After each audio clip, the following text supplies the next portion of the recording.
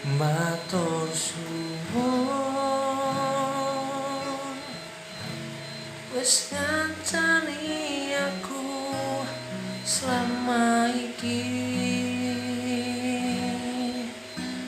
wis iso saling nguat-nguatke kudu wong liya sing ngrasa hubungan iki berlanjut.